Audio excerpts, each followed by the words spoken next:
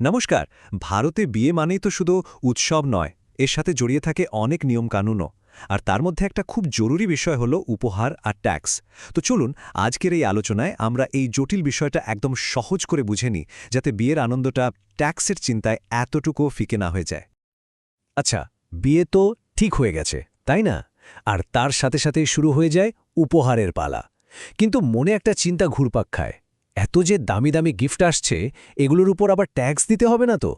এটা কিন্তু প্রায় সবারই একটা কমন প্রশ্ন।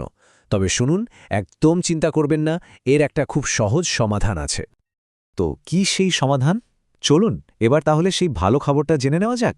বিয়ের উপহার নিয়ে যত চিন্তা আছে সব দূর হয়ে যাবে এক্ষুনি।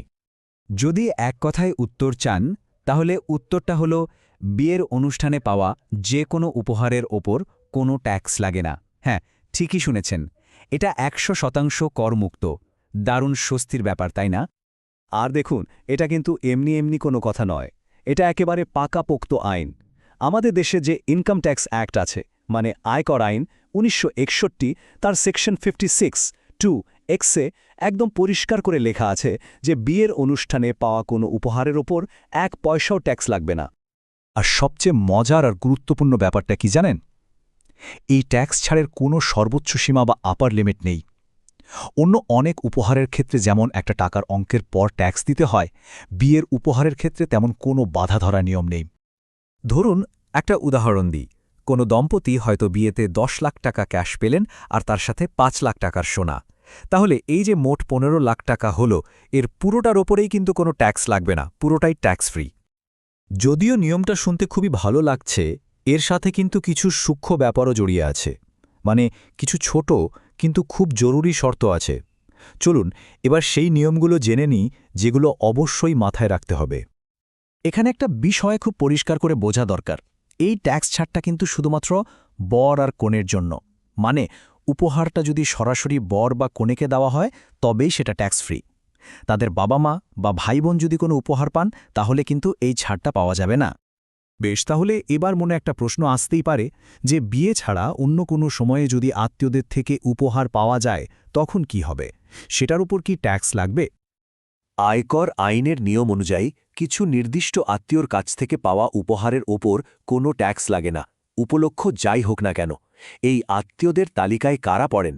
স্বামী বা স্ত্রী, ভাই বোন, বাবা মা, দাদু ঠাকুমা, এমনকি ছেলেমেয়ে বা নাতি নাতনিরাও।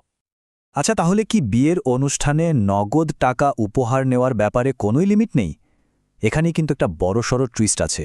আর এটাই হয়তো এই পুরো আলোচনার সবচেয়ে গুরুত্বপূর্ণ অংশ। হ্যাঁ, একটা লিমিট অবশ্যই আছে, আর এটা জানাটা যে কতটা জরুরি তা বলে বোঝানো যাবে না।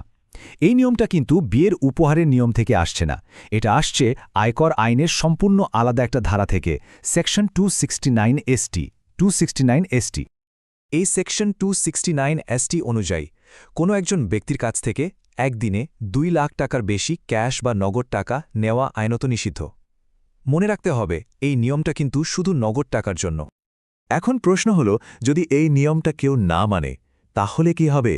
শুনলে অবাক হবেন, এর পেনাল্টি কিন্তু সাংঘাতিক। মানে যত টাকা বেশি নেওয়া হবে, ঠিক তত টাকায় জরিমানা দিতে হবে। সোজা কথায় ১০০% পেনাল্টি। ভাবা যায়?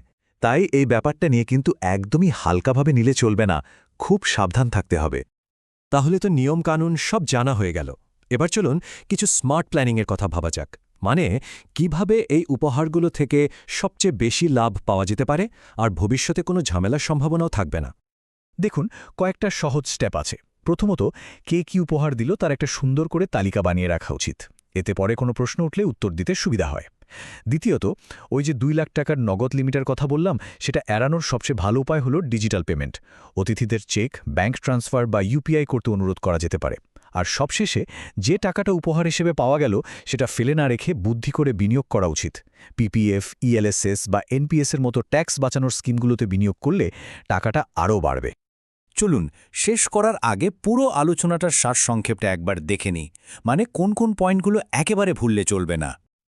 আচ্ছা, তাহলে মূল কথাগুলো কি কি? ১. বিয়ের অনুষ্ঠানে পাওয়া উপহারে ট্যাক্সের কোনো আপার লিমিট নেই, পুরোটাই করমুক্ত। ২. এই ছাড়টা শুধু বর আর কনের জন্য প্রযোজ্য। 3 সব উপহারের একটা রেকর্ড বা ডকুমেন্ট রাখাটা খুব বুদ্ধিমানের কাজ। আর 4 নম্বর এবং সবচেয়ে জরুরি, কোনো একজনের কাছ থেকে 2 লাখ টাকার বেশি নগদ উপহার নেওয়া যাবে না। বেশ, এটা তো এখন পরিষ্কার যে বিয়ের উপহারগুলো ট্যাক্স ফ্রি। কিন্তু আসল প্রশ্নটা হলো, এই উপহারগুলোকে কাজে লাগিয়ে সেগুলোকে আরও বাড়ানোর জন্য কী পরিকল্পনা করা হচ্ছে? নতুন জীবনের শুরুতে এই আর্থিক পরিকল্পনাটা কিন্তু একটা দারুণ ভিত তৈরি করে দিতে পারে। ব্যাপারটা নিয়ে ভাবা দরকার, তাই না?